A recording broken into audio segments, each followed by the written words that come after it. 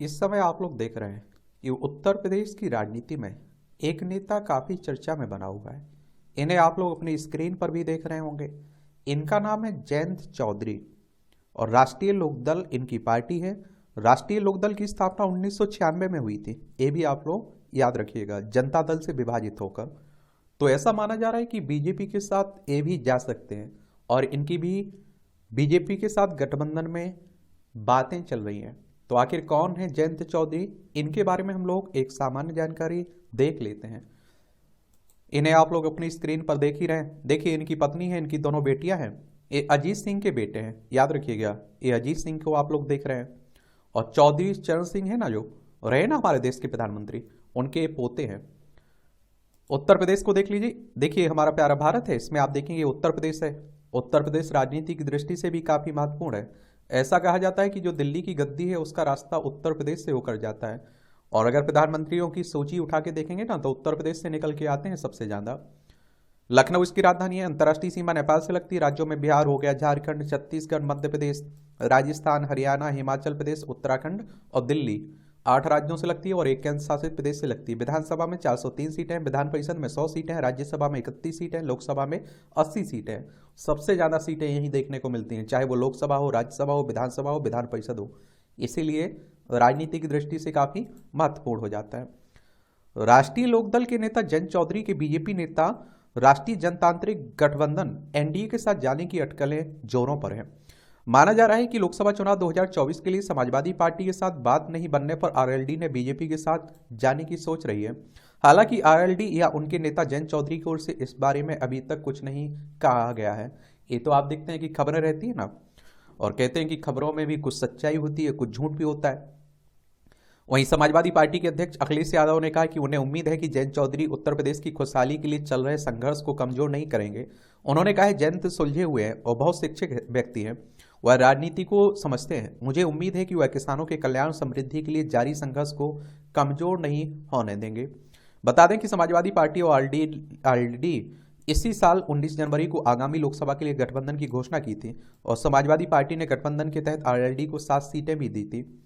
लेकिन आप देख रहे हैं कि ऐसा माना जा रहा है बहुत सारे लोग छोड़कर एनडीए में जुड़ रहे हैं, क्योंकि बीजेपी के जीतने के चांस ज़्यादा दिख रहे हैं, हवा उनकी ज़्यादा दिख रही है।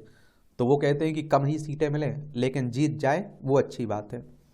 जयंत चौधरी राष्ट्रीय लोकदल के राष्ट्रीय अध्यक्ष हैं। उत्तर प्रदेश राज्य से राज्यसभा के सदस्य हैं। और राज्यसभा के सदस्यों की बात करें तो विधायकों के द्वारा राज्यसभा के सदस्यों का चुनाव होता है। अगर आपकी उम्र 30 साल है तो आप लोग राज्यसभा का सदस्य का चुनाव लड़ सकते हैं। 12 सदस्यों को राष्ट्रपति साहब मनोनीत भी करते हैं। उन्होंने 15वीं लोकसभा में मथुरा से सदस्य के रूप में भी काम किया है। अगर आपको लोकसभा का चुनाव लड़ना है तो आपकी उम्र कम से कम 25 साल होनी चाहिए। और इनका चुनाव, लोकसभा का चुनाव डायरेक्ट जनता यानी कि मतदाताओं के द्वारा होता है। अगर आपकी उम्र 18 साल हो चुकी है तो वोटर सूची में नाम जुड़ चुका होगा, आप लोग वोट डालने भी जाते होंगे। इस चुनाव करवाता कौन है? इलेक्शन कमीशन ऑफ इंडिया, भारतीय निर्वाचन आयोग। चाहे विधानसभा के हो, राज्यसभा, लोकसभा, राष्ट्रपति, उपराष्ट्रपति, सभी यही देखभाल करता है। एक संवैधानिक संस्था है। संविधान के अनुच्छेद 324 में चुनाव आयोग की स्थापना की बात की गई है। 25 जनवरी 1950 में स्थापना हुई थी। 25 जनवरी को आप लोग मतदाता दिवस मनाते हैं। नई दिल्ली में इसका सचिवालय देखने को मिलेगा। सुकुमार सेन पहले मुख्य चुनाव आयुक्त थे। जयंत चौधरी का जन्म 27 दिसंबर 1978 को अमेरिका के टेक्सास के डलास में हुआ था। उनके पिता का नाम अजीत सिंह और माता का नाम राधिका सिंह। जयंत चौधरी जाट समुदाय से आते हैं। वह मूल रूप से बुलंदशहर के भटौना के रहने वाले हैं। जयंत चौधरी ने दिल्ली विश्वविद्यालय के श्री वेंकटेश्वर कॉलेज से ग्रेजुएशन किया। 2002 में उन्होंने London school of economics and political science से अकाउंटिंग और फाइनेंस में मास्टर डिग्री भी प्राप्त की हुई है। तो आपके नेता पढ़े लिखे हैं। जयंत चौधरी ने अपने राजनीतिक करियर की शुरुआत मथुरा से सांसद के रूप में की थी, और जो कि जाट बहुल क्षेत्र है। वह भूमि अधिग्रहण मुद्दे पर प्रमुख प्रस्तावकों में से एक थे और उन्होंने लोकसभा में भूमि अधिग्रहण पर एक प्राइवेट मेंबर बिल भी पेश किया था। जयंत चौधरी वाणिज्य पर स्थायी समिति, वित्त पर सलाहकार समिति, भारतीय कृषि अनुसंधान परिषद और सरकारी आश्वासनों पर समिति के सदस्य भी थे। उन्होंने पहले कृषि और वित्त पर स्थायी समितियों के साथ साथ आचार समिति में भी काम किया है। 2014 के लोकसभा चुनाव में उन्होंने फिर से मथुरा से चुनाव लड़ा था, लेकिन बीजेपी की उम्मीदवार हेमा मालिनी से अपनी सीट पर ही हार गए थे।